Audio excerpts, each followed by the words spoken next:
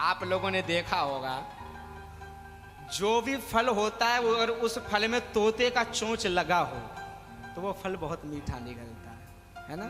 आप लोगों ने खाया होगा। अब ये नहीं पता कि फल मीठा होता है इसलिए तोता चोंच मारता है या फिर तोता चोंच मारता है इसलिए फल मीठा हो जाता है, ये तो पता नहीं, लेकिन वास्तव में फल बहुत मीठा होता है। भागवत जी में भी तोते का चोंच लगा है।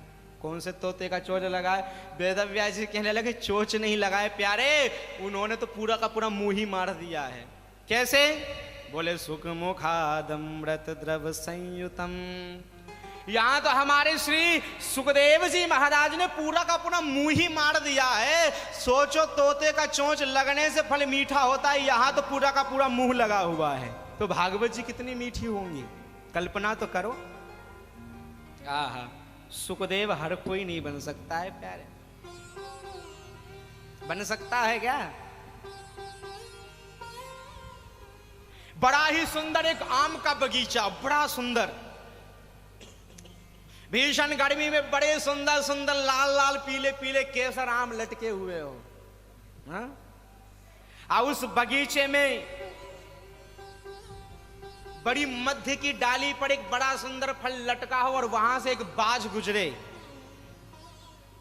और वो बाज उस आम के सबसे ऊपर शाखा पे जाकर के बैठ जाए।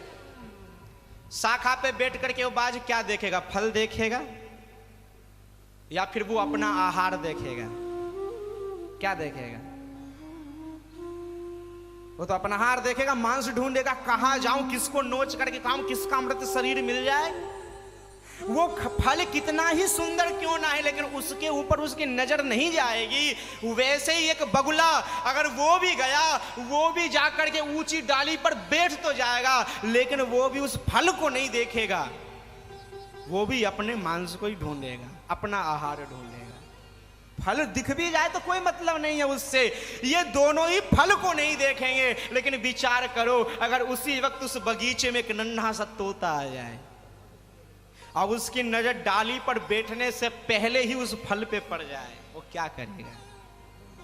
पहले तो उस पेड़ की परिक्रमा लगाएगा, झूमता हुआ परिक्रमा लगाता लगाता लगाता लगाता फिर जाकर के ऊंची डाली पे बैठेगा, चारों तरफ ढूंढेगा, कहीं कोई देख तो नहीं रहा, कहीं कोई शिकारी तो नहीं है, कहीं कोई माली तो नहीं बैठा, छुप करके कोई देख तो नहीं रहा।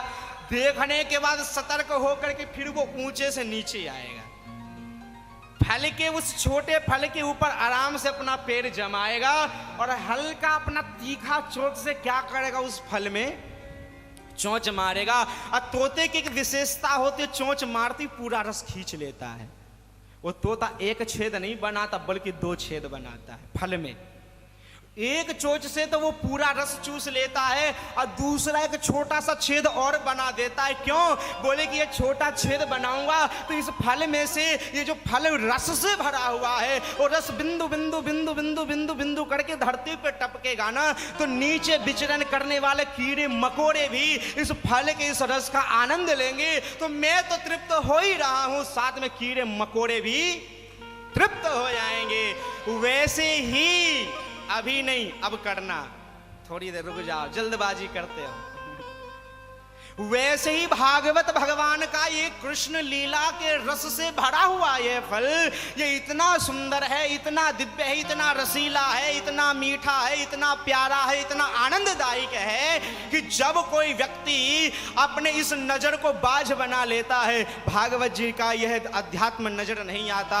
जब कोई अपने इस बुद्धि को बड़ा बगुला बना लेता है तो भी वो भागवत में कुतर्क देखता है, भागवत के रस को नहीं देखता। लेकिन जब वही भक्त वत्सल बन करके तोता बन करके विचरण करता है, वो अपनी बुद्धि की डाली पे जाके बैठ जाता है। लेकिन केवल बुद्धि की डाली पर बैठे न रहना, अगर बुद्धि की डाली पर बैठ गए तो कथा बुद्धि तक ही सीमित रह जाएगी। वो तोते को जरा नीचे उतारना, और जिस दिन बुद्धि से आपका मन नीचे उतर के आपके दिल में आ गया और जिस दिन ये कथा आपके दिल के इस चोंच में प्रवेश कर गई, उसी दिन भागवत भगवान रूपी ये फल आपको भी प्राप्त हो जाएगा। अब पीछे रह गए।